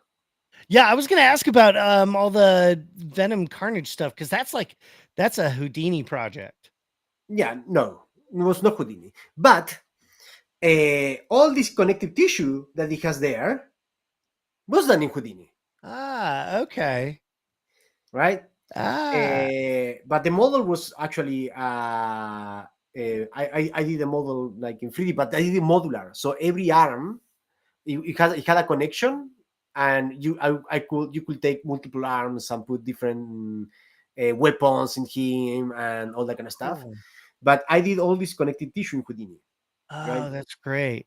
But now, do I use Houdini every single day in my work? No, I don't, because right now I use other tools Yeah. that that replace Houdini. Houdini could do it, but also I have Rap 3D, I have Mesh, I have other tools that do exactly very similar things, right? But that are specialized tools. Do I think that Houdini is good to learn. Houdini is amazing. I use it for rendering, for example. For rendering, I Yeah. use it, but you can use Houdini, you can use Maya, you can use Blender. Doesn't really matter, right? Yeah. It's the eye behind it. Yeah, The software will only get you so far, but if you have a good yeah, eye and you have knowledge of how like things work. yeah. I would say Houdini is a good something good to learn, and Real is very good to learn as well. And Real is Yeah, awesome. Unreal's super cool. And another thing I want to show is like it doesn't. I mean, I just want to be very constant with doesn't matter the software. This is enough for me. Yeah. You know, it doesn't matter where you do it. Yeah. You know, They all Uh, speak the same language essentially. yes, exactly. I will do exactly the same thing that I do in Cinema 4D. So I cool. will do it in Maya. I will do it any other software. Doesn't matter, right? Yeah. Is the concept that is still the same. Yeah. Um, so this That one this kinda one looks was for great. Pixologic. This one was for the ZBrush for iPad. Oh, yeah. Yeah, sick, dude. This one for ZBrush for iPad. And I think, Is that guy decimated? yeah, for going inside, yeah, it's I was decimated. gonna say, like, see you Yes, it's message. decimated. Let's see. Decimation's like my little dirty secret. I just love it. It's good though. It's good. I mean, decimation, and you can keep the color. So I use that for render when I want to Yeah. do. I do my own concept artwork status. If I'm doing something for a client, but it needs to have a rig, I will not. I Yeah, will. yeah. I will. I will create a cache of all the poses, and I will fix them with Mesh. Man. Instead of bringing back into ZBrush, I will make sure that the fix is there and it's in the timeline, so then I can render with a displacement because I need the thing moving, right? Yeah, So I use more of a shot approach. makes sense. That's cool. If not, I will need to decimate multiple models, and you don't want to do that. So yeah, that's pretty much. I think that's all. Sorry if we come very long. No, man, that was wonderful. That's like it's a great overview, just for like if people who are, may have interest in creatures but don't understand like, the work that goes into them. I mean, this is pretty cool. I guess like the big one that probably everyone's got questions about is how is the worm on Dune, because like it's essentially just a big tube, but like what was the direction, from that from Denis or your art directors or team? So I don't know how much I can say about that, but I mean, in reality, the direction was they didn't want a worm that was with jaws, right? They wanted this cylindrical thing. Yeah. I mean, I'm not a big fan. I was expecting. I wanted like a badass worm. Yeah, I gotcha. I didn't want but it's more. The worm is more of I always call it. It's more like an environment. Yeah. It's more like a piece of an environment than a creature. Yeah. I will put it Yeah. that way. It's a creature, yes, it's a worm, but It's like a force of nature it's more a force than, of nature. yeah, Yeah, than a character or, yeah, and I think that yeah. that's why what he was trying to convey, right? By not having eyes and not having all of that kind of stuff, Yeah. it's just it takes away the characterization of the creature, right? Yeah. And it becomes more of as you say, like a force of nature, a piece of an environment, something that shapes words, put it that way, right? Yeah. Yeah. um and the same thing with the mouth, right? It's such a big mouth. It's Just like a worm engulfing. eater, right? So yeah, so I think that that's why they went in that direction. I in my mind was something totally different. I wanted a big ass jaw, Yeah. piece of this size, you Yeah. know. I wanted to be outside of the sun, and we know in the films he's in the Mhm. sun all the time. I Yeah. wanted outside of the sun, eating people, eating spaceships. But no, yeah, was He's got that restrained vision. yeah, yeah. But Um, I think that it does what it needs to do in the film, right? yeah. What was a project that was like really challenging for you that maybe you felt like you leveled up afterwards, or that it really put you through the ringer? I was gonna say the dog, man. Yeah. I mean, that's a wolf, right? These Or are huskies. This husky. one, Yeah, yeah, yeah. My way of working start changing from Togo. So in Pacific Rim is where I started to understand all the process, right? yeah, Because I went from art department to shots. So Pacific Rim was kind of okay. I starting to understand all of this, yeah, right? My next show, big show, was well, I did other ones in the middle. I did Deadpool and other ones, but no, they were characters work, but not as exciting, right? My next big show was this, which was with the dogs, and that I took what I learned there and bring it here and improve it a little bit, yeah, right? But I started to notice, and because also I went through the full pipeline, I started to notice I something that is not working in what I'm doing.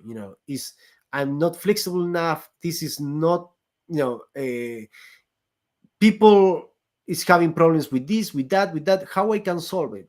And then in Dune, in the first Dune with the first mouse, I start to change the way I work. I start to working in the LOD system that I show you. That is flexible, it's the easy to the update.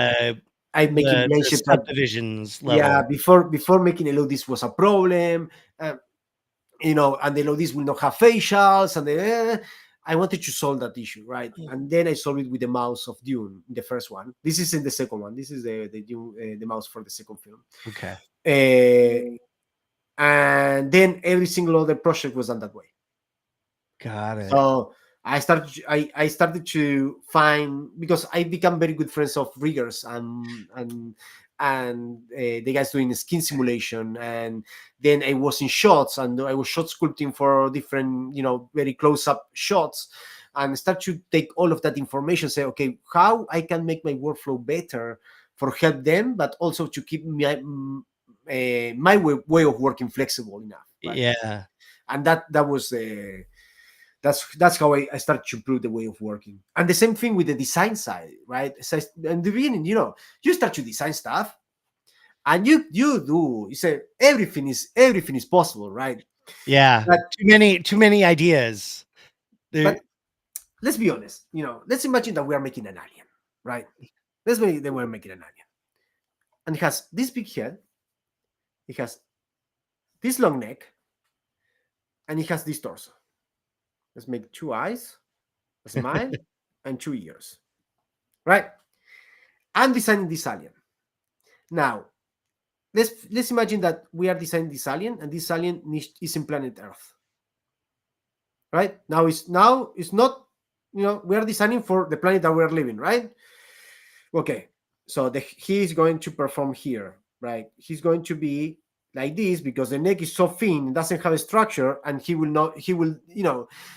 the gravity will take the head into the Yeah, ground, right? yeah, So yeah, the yeah, problem is this could look very nice and very very beautiful in a render or in as a design, right? It can be very stylistic, right? But in performance, doesn't work, yeah, because imagine this guy rotating the neck.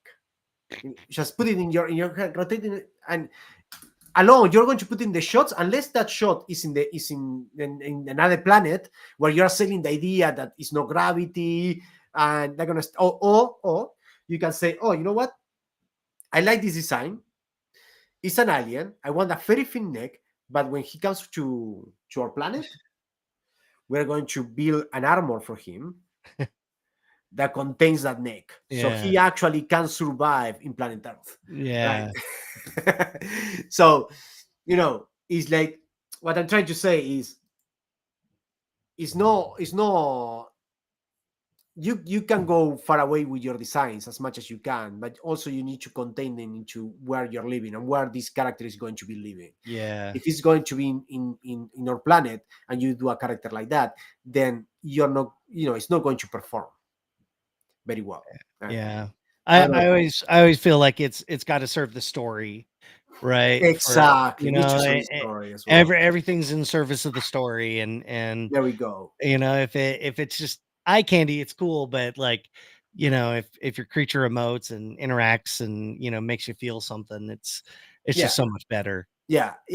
And also when you make it, you make the the people who's watching the film, you need to always find a relationship between what they know and what they're watching, right? And that's Yeah, why it's so important to keep it grounded um, to real stuff, to real life, right? To nature, because even if you're doing a six-legged dragon, they can you can make it look believable. You know what I mean? yeah, Everyone yeah, knows that doesn't exist, but you can make it look believable, right? yeah.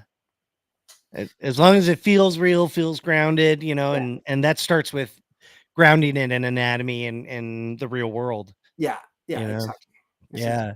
exactly that. Um, well, I know we're supposed to wrap up soon, but I was gonna ask real quick about your transition to games. So Oh, you've gone from like film, which is like its own kind of craziness. So tell us what it was like jumping into games. so um, it's different. Um, I would put I love films. I did my career in films. I love the work that I do for films. Yeah. It's very very challenging, right? And might be different between different video games studios. Not all the games studios are the same way, right? Yeah. Um, what I find is that it's less about getting the highest quality possible, and it's more about having stuff working. Yeah. Uh, Pipelines are sometimes are not existent, but I mean the pipelines are a bit more simple, Yeah. are simplified, are very simplified pipelines. But in films, the things that I think that the big difference between the two of them are the clients. Yeah. Now, in films, you have clients, Yeah. and it's an industry that is being built to deal with clients. Yeah. The FX facilities have pipelines that allows them to work with these clients. It's a service industry. It's a service. we Yeah. we create content, we do Hmm. content, we are not we don't own the property of the IPs, right? We are content creators and they pay us to create the content. Yeah. In game industry, they own the IPs and the client is the player. So things like making presentations, things like making all of that, things that we are used to doing VFX, in games, they don't exist just because they don't have this client relationship. Got it. Got it. Their Uh, their relationship is with the customer, and it's with the customer, it's with the yeah, client and customer. so it's the best like play experience possible. Yeah, I mean, what I'm Yeah. trying to do is to bring a bit of the VFX mentality Yeah. into games, because I think that it could be very helpful. It's things like, no, how we treat colors, how we treat shots, how we treat characters. It's a different. We do it in a slightly different way. Yeah, because they're always thinking, the play mechanics, and a lot of times I think in film we're thinking about performance. It's got to come through the screen. Um, but It's like I as a think that we gamer, think I more, want a cool like experience. I think that we think more. I think that films are more about is more crafted, because we Yeah, craft every shot, we craft every sequence, yeah, we craft every environment, and it's very good examples of games that did that. I mean, if I take a look into, for example, maybe are not the best games, but I don't know, yeah, Hellblade, yeah, yeah, yeah. Hellblade looks amazing. Yeah, it does. Even if you take a look into what they did in 2018, 2019, looks fantastic. But you Still can looks see that good. all of that there is crafted. Yeah, And that's why one of the yeah, reasons I went to the game industry is because I was taking a look into that and say, oh wow, that was 2019 or 18 or 19, the first Hellblade. So yeah, yeah, this looks good, and then I started to take a look into the talks that they did after the game, and they took a lot of the things that we do in films and they put it inside the games. yeah. And I think that that's the best way. It's not because films are better than games. It's not that. Yeah, different mediums, it's like, It's just they're you get different things out of them. So I films is feel a like, older art, you know. yeah, It's a much older art. It's more curated, right? Because yeah, it's older. It's been, from very long time. For example, things like color space, pipelines, all that kind of stuff. All of that stuff is by default in films. yeah, You use ACCG, and that's that. And in games, all of that is not standard, right? mhm, Also, that's the other thing. In films, all the different the facilities share work. So that means that all of them need to work. They have some standards in common between them, yeah, right? Doesn't yeah, happen that in games, right? The standards are every company has his own standards, right, or his own yeah, way of doing things. So I find that a bit difficult in the beginning. It's been only 1 year in games, so and I work in only one company of them. So I, I find that a little bit difficult, getting used to that. But also, I'm finding other things like, okay, it's almost like a white canvas, right? yeah, So yeah. I can try to shape it into what I think it could give us the best results, and that's what I'm trying to do now, and see if it's possible. Dude, I'm sure you're doing great, and I'm sure they're very grateful to have you, because Let's see how it goes. Let's see how it goes. yeah, because dude, come on, your portfolio is insane, Oh, thank you, man. and oh, dude, your work's incredible, and yeah, man, it's just been a blast having you on, Thanks a and lot, Shadir. Thanks a lot. yeah, man, like I wish I could dive deeper, but I we mean, got I'm open if it's any of these things that we want to dive deeper, we can also do, we I would can do love in the it, man. future, we can do another talk and go deeper Yeah, into one of the things and talk about only one of the things. But at least this is good to show them a good, what it takes, yeah. No, because that's something that doesn't happen a lot of times. People normally just talking about one section, but it's what it takes to do all of them, yeah, right? yeah, yeah. No, it's beautiful, man. We'll do another, and we'll get more granular. How about Awesome. that? That sounds good, Yeah. man. Uh Dude, Lucas, thank you so much for No problem, joining man. us, sharing your work and your insight. Man, it's been great. Awesome. Thank you very much, man. Uh, It was awesome. all Thank you, right. guys. And thank you to everyone who joined us on the stream tonight. Noman hosts monthly industry events on our campus and live stream channels. So be sure to follow us on social media and join our mailing list to stay up to date on our event schedule. And as a heads up, we will be hosting a Marvel event on the canvas. Canvas. I said canvas on the campus, October 8th. That's a Marvel event, October 8th. You're not going to want to miss that. Also, we're hosting the AGBO on October 16th for Love, Death, and Robots event. And on October 23rd, Adobe will be at Noman for Substance Days. So lots of exciting events to coming up in the fall. So again, follow us on social media or sign up for the mailing list, and then you can register for all those events. And you can always connect with our admissions team if you are interested in enrolling in the full-time program or signing up for individual courses. Best way to do that is by sending an email to admissions@noman.edu. Thank you again, Lucas, for that really spectacular presentation. Thank And thank you all for watching. And we'll see you next time. So thank you, guys. See Thank ya. you, Thank you, guys. James.